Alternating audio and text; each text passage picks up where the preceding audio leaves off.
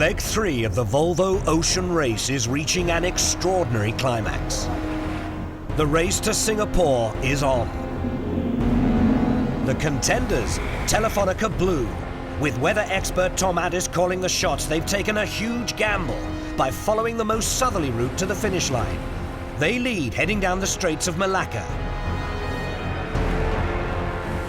Following a northerly route, Ericsson 4. Torben Grael has won the first 2 legs. Is he about to tighten his grip on the race by being first home again, or will another boat challenge their dominance? Also in the hunt, Puma's Il Mostro. Having finished second and then 5th, Ken Reid knows it's time to deliver. Ericsson 3 also have their eyes on the prize. Anders Luander's Nordic crew is very much in contention.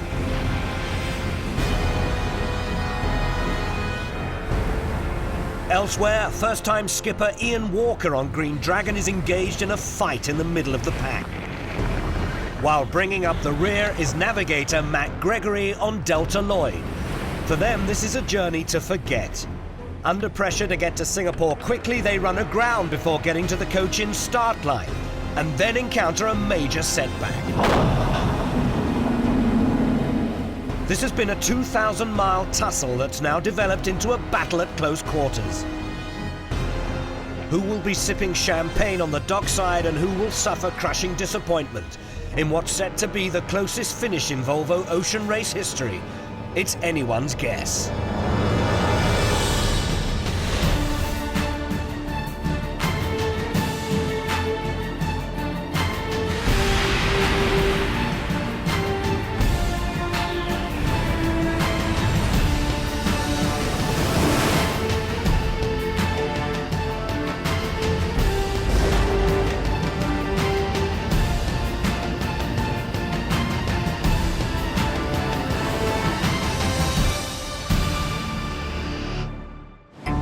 Leg 3 is a new route connecting 2 new cities, Cochin in India and Singapore. This was always going to be a keenly contested race, and it's become just that. 7 boats desperate to end Ericsson 4's stranglehold.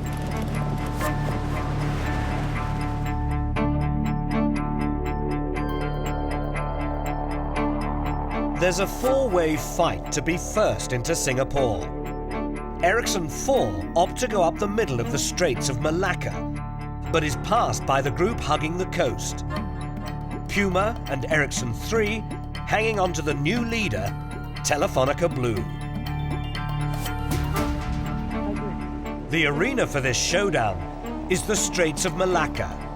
It's alarmingly congested, with 1,000 vessels a week using this 620-mile stretch of water.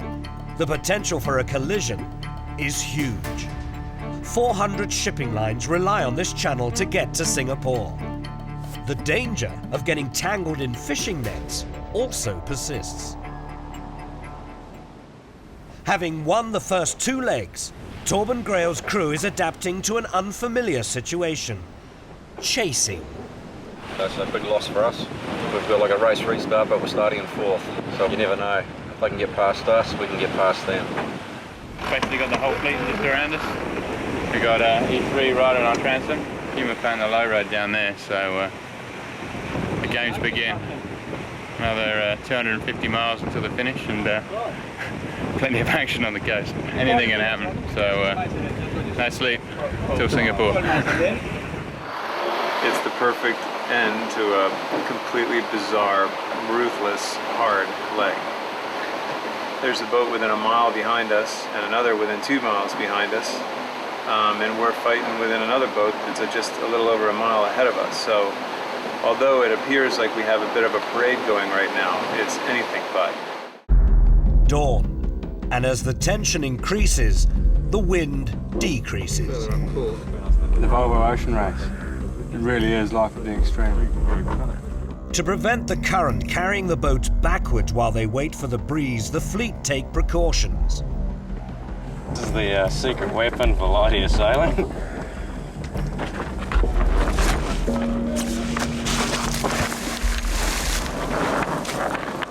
bit of a juggle and throwing the dice who might be getting lucky. So it's not a lot about sailing. Of course, still sailing, but you might become last. Everything can happen. So just cross fingers again. Did it a lot of times and just hope we stay ahead. Finally, the wind arrives, and it's a race for the finish.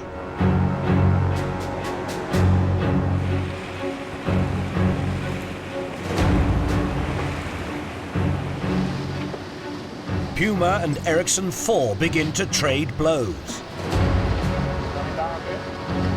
Yeah, you trim it, trim it, trim it, trim it!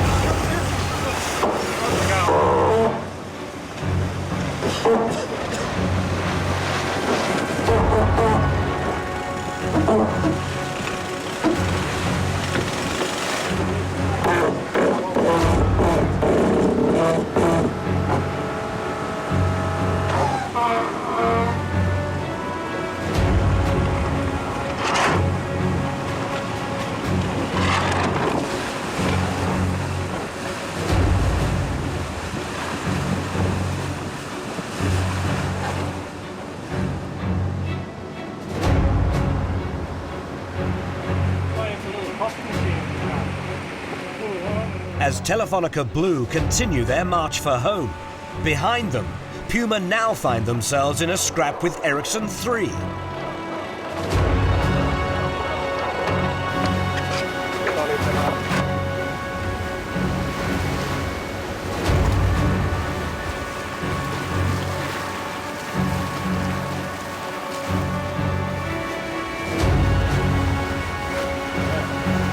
have a small boat in the bow, yeah?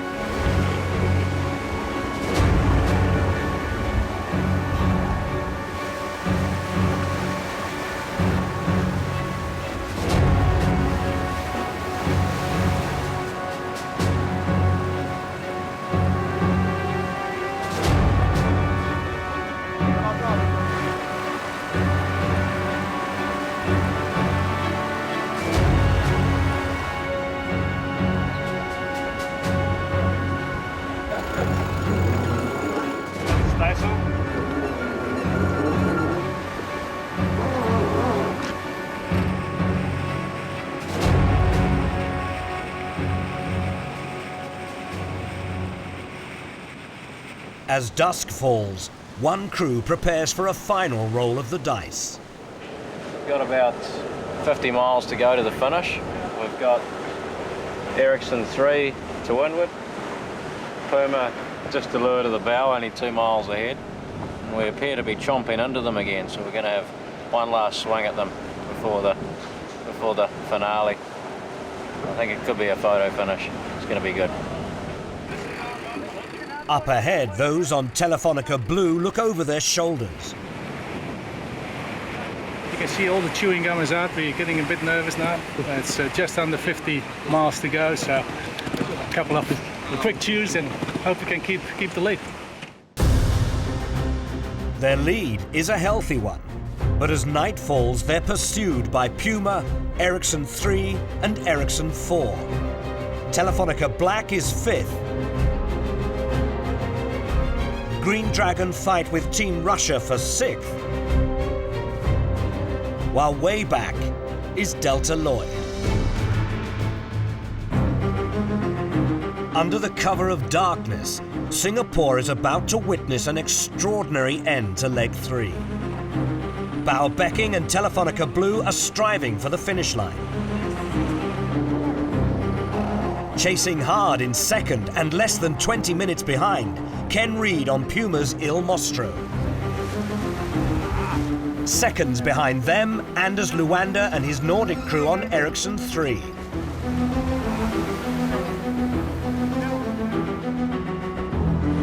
And almost within touching distance on their stern, Torben Grail and Ericsson 4.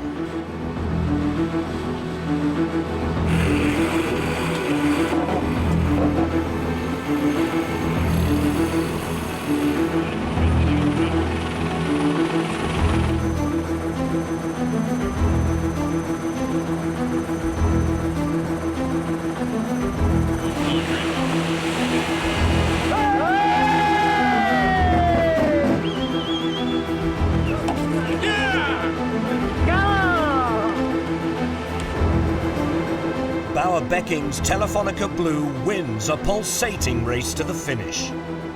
9 days after leaving Cochin, they give everyone watching a reminder they're still very much in this race.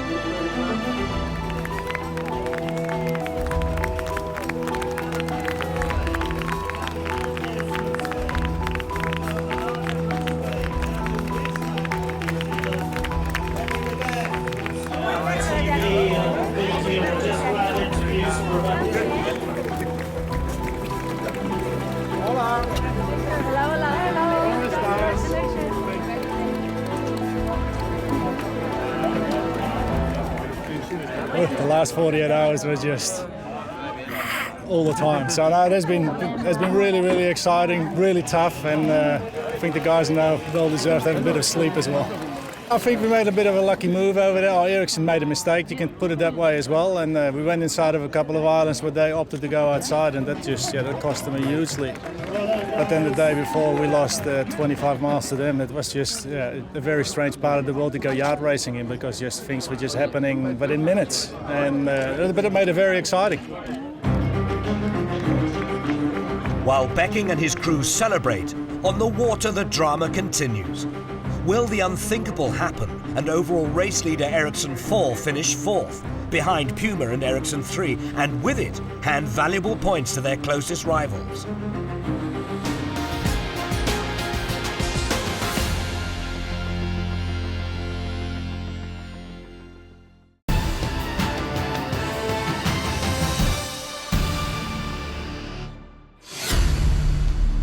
After 2,000 miles, meters separate Puma, Ericsson 3 and Ericsson 4 in the battle for second place. They're right on top of us. We're talking boat lengths, like 3 boats within 6 boat lengths. And so we're working every last little path, moving our way, everything that we can do.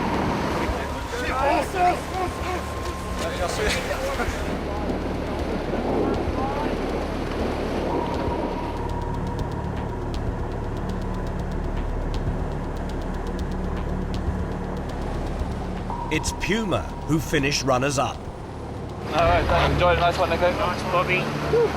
Back around. Nico. The perfect finish is you have no idea where the finish line in that race. That's the perfect finish. On Ericsson 3, their lead over Ericsson 4 is a matter of seconds. Feels really good. Now you're getting the drop. Come on.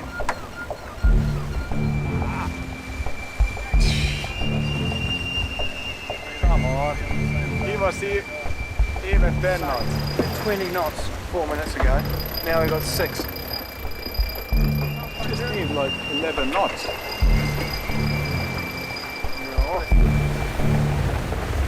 Camera finished.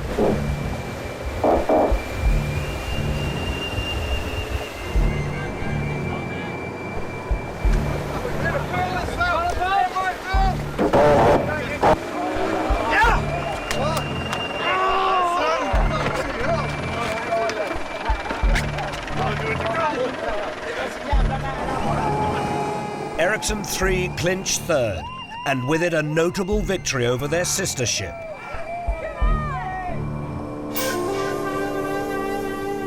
Second place for Ken Reid on Puma will also act as a warning to the rest of the fleet. One of the pre-race favourites, they followed a second in Cape Town with a 5th place in Cochin. Il Mostro is back. Every time we do one of these legs, I say to you, I've never done anything like that before, and this one is even more so. That was brutally hard, and a roller coaster both physically and mentally, and a wonderful team effort for our guys to come in second, and hats off to the Telefonica group. They did a really nice job that last 100 miles. None of us can remember the last time we either slept or ate or drank anything. We're one beer, we're gonna be easy dates, I'll tell you that.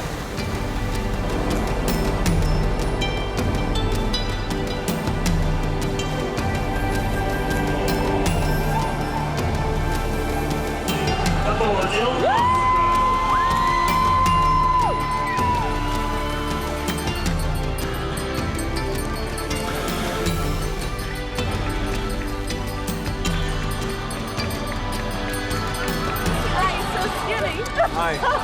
Do you like my hat? The arrival and family reunion in Singapore is even more poignant for Puma's watch captain Sydney Gavinier.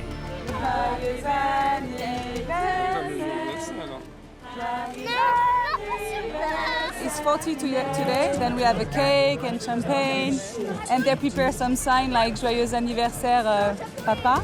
Then it's nice, it's nice.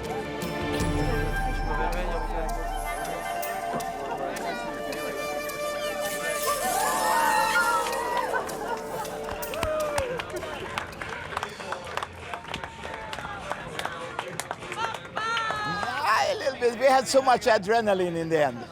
You have so much adrenaline. It takes a while for it to get away. Yeah, it was so close. It was unbelievable. The best finish ever in Volvo Ocean Race, I would say. Yeah, it was a crazy race in that respect. Really, really nice. We had so many incidents all the time. It was cool. It was cool. America's Cup is nothing like this. They sail for 20 minutes and they're further apart than we are after 2,000 miles. That's cool. I like that. If you like sailing, you do the Volvo Ocean Race. I think we all had our chances at the front. And at the end, it was Telefonica that had a last chance and held it well to it. Next home, 2.5 hours behind Ericsson 4, is Telefonica Black. Their progress to Singapore hindered by a disagreement on board concerning the choice of route to take near the waypoint off the Sri Lankan coastline. Okay, you tell me, it's your call, you are the navigator, I don't know. I don't care what we have to do, I don't care but I don't care that, Roger. Please just focus on this, we are going back. We are not disappointing. We are just we wanted to be more in the front, but we couldn't. In the really important moments, we have issues, and make us lost some miles. But we are happy to be here. We are happy with the result of the team, which is really good. Blue got first place, and that makes us be really happy. Out on the water, there's concern on Green Dragon in 6th. With every point of great value, they're starting to worry that Team Russia has overtaken them in the darkness. To give you an idea, bearings they were on, right, so where we've come from is over Neil's head. To orientate ourselves slightly. So the first place we're looking from is up here.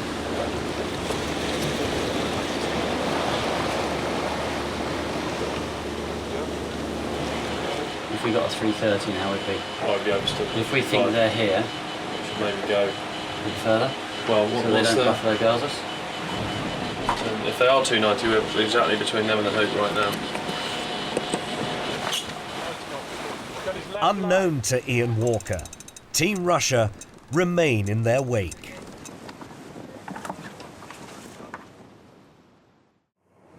Dawn breaks on the Malacca Straits. Despite holding off the challenge of Team Russia, it's been another testing few days for those on board Green Dragon. The second leg brought frustration and 6th place. The third leg, more of the same. The Volvo Ocean Race is beginning to take its toll.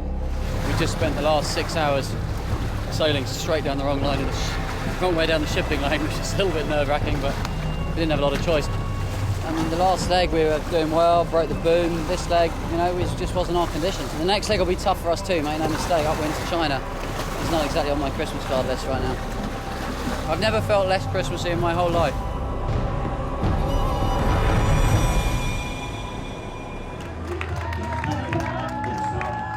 For Walker's crew, Christmas starts with a bang.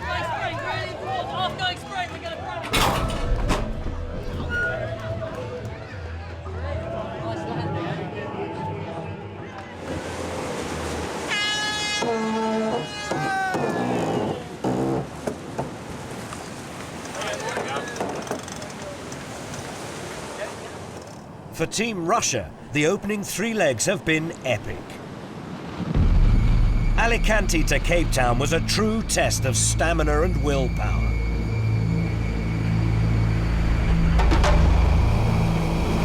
Cape Town to Cochin delivered life at the extreme and a late finish.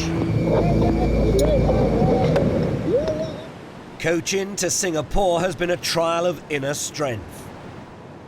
Easing their way through the busy shipping lane, the crew are despondent about more than the 7th placed finish. Having overcome hostile seas, they've now met something insurmountable. Well, what's happened with Team Russia is that they have been experiencing a financial problem over the last month, where they have basically been running out of funding. It's kind of a direct consequence of the financial world crisis.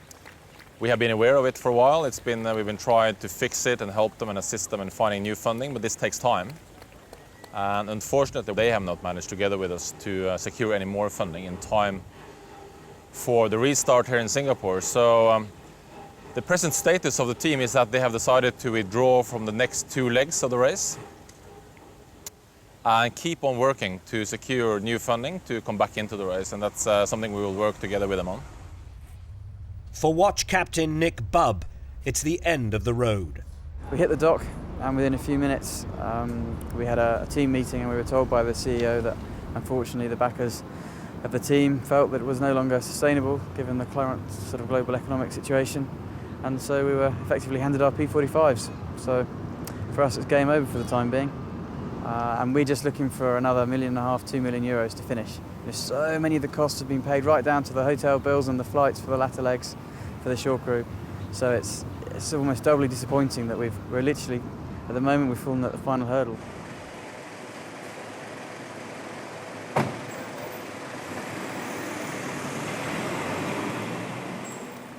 Bringing up the rear and arriving in Singapore on Christmas Eve, Delta Lloyd. For a weary crew, this has been 11 days to forget. Leg 3 hasn't gone to plan. You know, it's important arrive to the Malacca Strait with everything right, okay? I think it was very good the last leg for us, arriving until the last moment with the boat for racing with nothing broken, and this leg for sure is really important. There is another race. From the gate to the finish, another completed race. Complications at the start were followed by damage to the keel ram system. Down below, shoot it down below. What's going on? Something broke down below. We did break the boat. It's, you know, we're athletes and we're here to win, so that is very frustrating. I think my wife might have actually bought her own Christmas present though, thinking that we're going to be late. So yeah, we don't need to worry too much. I think the beginning we made a couple of mistakes which put us behind, but the boat was going really well and we were pushing really, really hard, and then obviously, you know, the bang, and that was the end of that. But I think it was really good for the crew to, you know, finish the race, and for Tuning to push us hard and make sure that we did finish. So, you know, it's a shame, but at least we got here in one piece. So, well, sort of one piece, bits of pieces. The shore crew faces a battle against the clock over Christmas to get the boat ready for the import race on January the 10th. By winning leg 3, Bauer Becking has cut Torben Grail's overall lead to 4.5 points. Ken Reed and Puma's Il Mostro are third, and just 4 points behind them lies Anders Luander's Ericsson 3.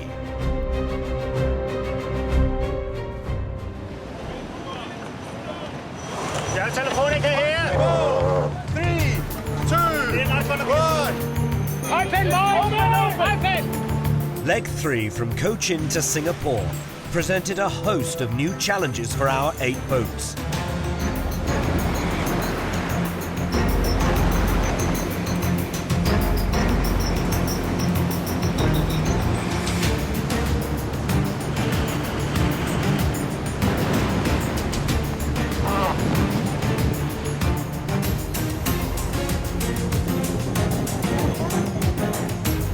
The 2,000-mile journey east across Asia was a first, and it delivered the closest finish in Volvo Ocean Race history.